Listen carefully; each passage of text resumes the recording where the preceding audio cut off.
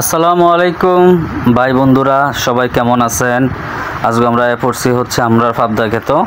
তো পাবদা ক্ষেতগুলো তো হঠাৎ করে যাচ্ছিলাম এদিক দিয়ে মোটরসাইকেল দিয়ে দোকানে চা খাওয়ার জন্য। পরে হঠাৎ করে মনে হইলো যে ক্ষেতটা তো লাগাইছিলাম আরও প্রায় মাস দেড় মাস আগে, একটু দেখে যাই যে ক্ষেতটার কী অবস্থা।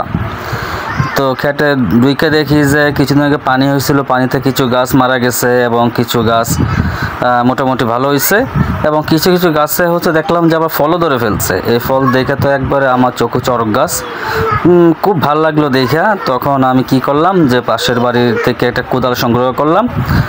কোদালটা আইনা তারপর এটা গাছের গুঁড়িগুলা, অর্থাৎ যেন গাছটা লাগাইছে গাছের গুঁড়ির মাটিগুলি একটু নরম করে দিলাম।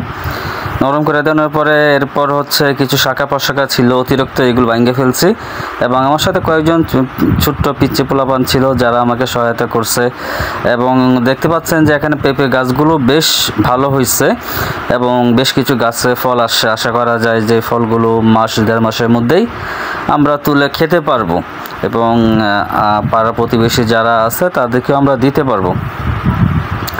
তো প্রথমে কোদালগুলো আমরা আনি, কোদালগুলো আইনা তারপরে এই নিচের যে মাটিটা আছে অনেকগুলো গাছ জন্মে গেছিলো, এই গাছগুলো আমরা পরিষ্কার করছি। পরিষ্কার করার পর এরকম দেখেন গাছগুলো পরিষ্কার করে মাটিটা নরম করছি। নরম করার পর এরকম ওই যে কী কয় এটারে চারকোনা ওই অ্যাঙ্গেল করছে, অ্যাঙ্গেল করে বাড়ি থেকে সার আনাইছি।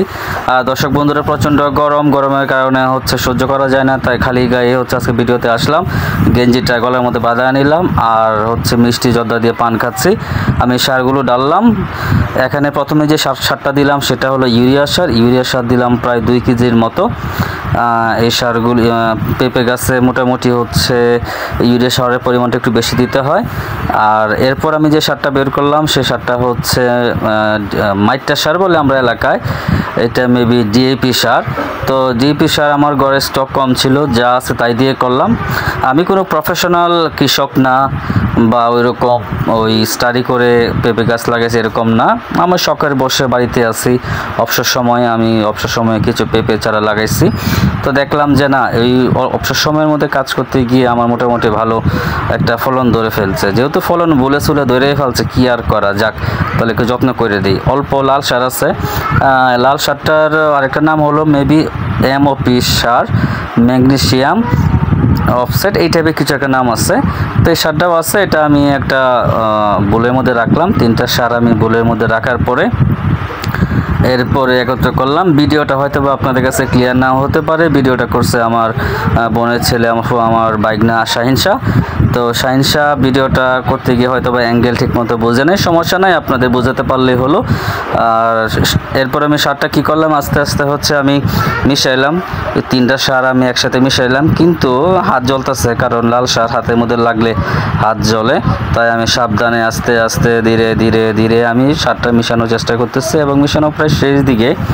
আমরা অল্প সময়ের মধ্যে হচ্ছে আমরা সারটা হচ্ছে গাছের গোড়ায় দিব।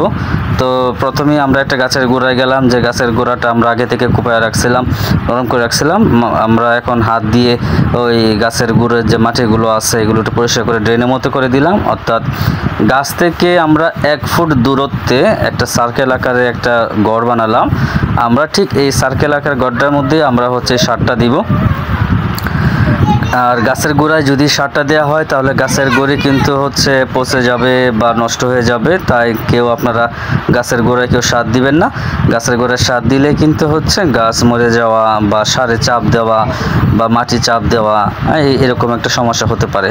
তো আমি কোনো মাইপে কোনো সার দিয়ে নাই, আমি আমার হাতের মুষ্টি দিয়ে ছোটো ছোটো মুষ্টি দিয়ে 5 মুষ্টি সার দিলাম। যেহেতু এর আগে একবার সার দেওয়া হয়েছিল এবং গাছটা মোটামুটি বেশ ভালো এবং ফলনও আসছে, এর লাগে হচ্ছে আমি একটু সারের পরিমাণ একটু বাড়াই দিচ্ছি।